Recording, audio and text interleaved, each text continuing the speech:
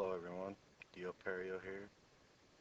Today we're going to be playing a $6 two-table turbo sit and go on Pokerstars. Just got into both of these, played a few hands. I got two tables on the screen and I got a couple of tables off screen. If I were to bust in one of these sit and goes, I'll bring down one of the others.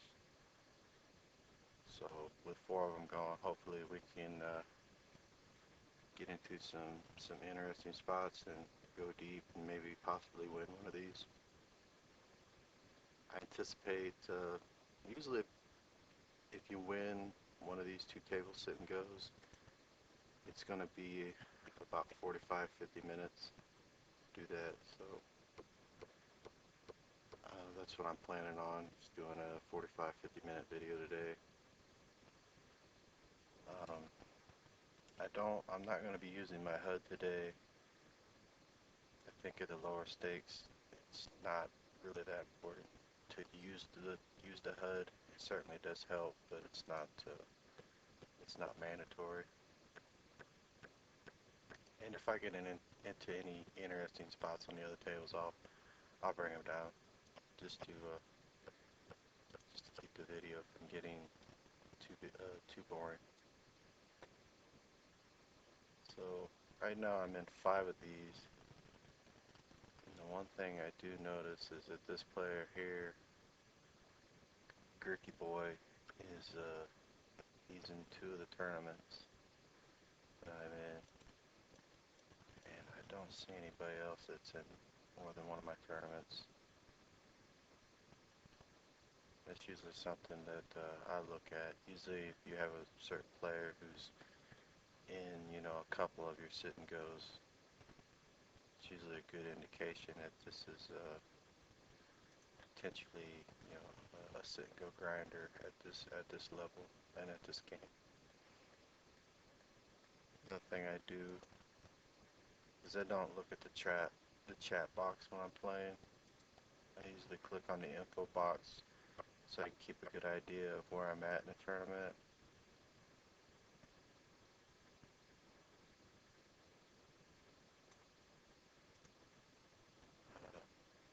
Right now I'm 13 of 18, which doesn't really mean much because we just started this. We're only at the 15-30 blind level. But basically,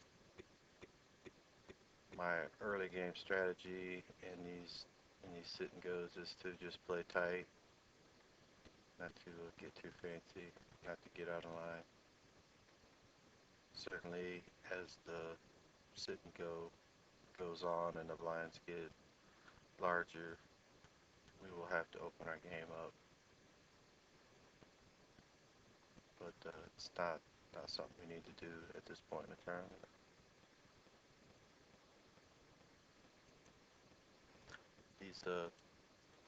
These two table sit and goes, $6 sit and goes on Pokerstars, they just run at an insanely high rate, as do the $15 ones. And actually, the $15 ones are a little better value because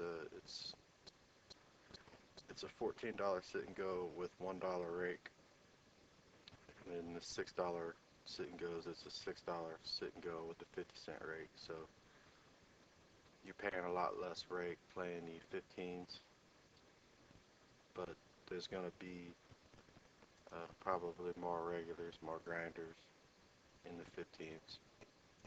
So if I were just starting off playing sit and goes on Pokerstars, I would probably just stick with the 3s and the 6s until you build your roll up to where you can move up to the 15s. You can make quite a bit at the 15s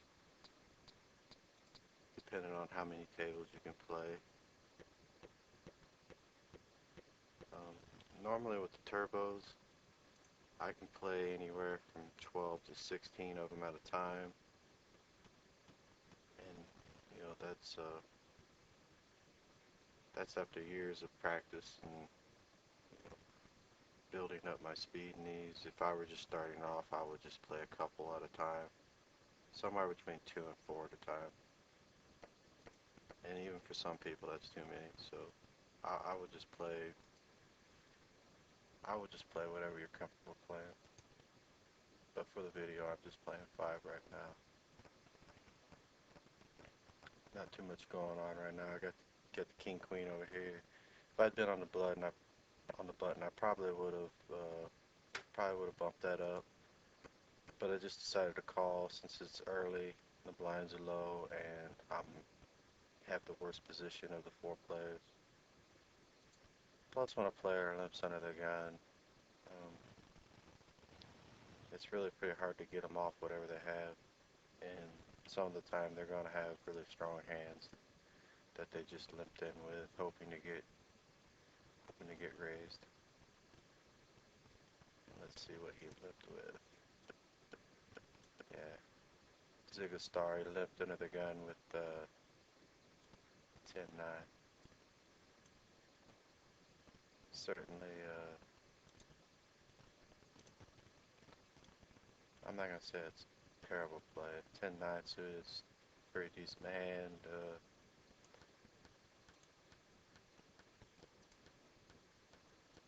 If you can limp in and play it, then that's fine. But I don't think you should be calling raises if you do get raised. You get your limp raised.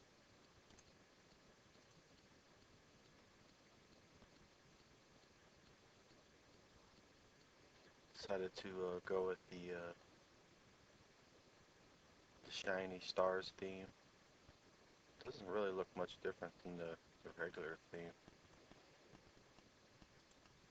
And I suppose the outer borders of these pictures are shiny. It doesn't really look much different than the regular default stars theme. Really haven't got a good hand on any of these tables yet. I king queen a couple of times, but I'm just gonna limp along here. Like I said, early in the tournaments, I don't like to get too out of line, too crazy. I don't think you need to. I think just playing straightforward in the early stages is probably your most optimal playing style. We're gonna raise it up here. This is a pretty draw heavy board. We got 2 hearts. It's pretty connected. If we get re-raised here, I just don't see myself ever folding. I mean, certainly could be up against 10-9, but I could also be up against a lot of other hands that I have beat.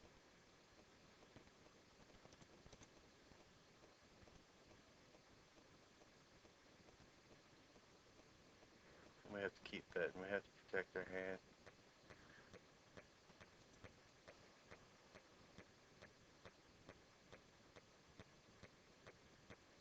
You bluff, you win.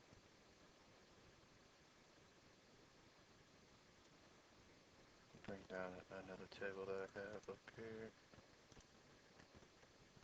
Go ahead and raise the pocket kings. Too bad under the gun limp, but I don't think I'm going to be folding kings if he limp re-raises here.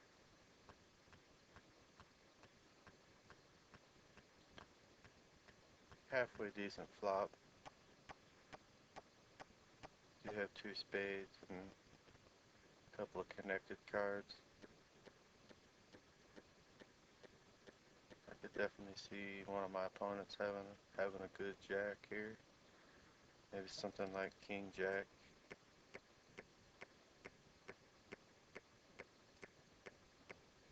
It's kind of a small bet. Could be him just trying to get a cheap card,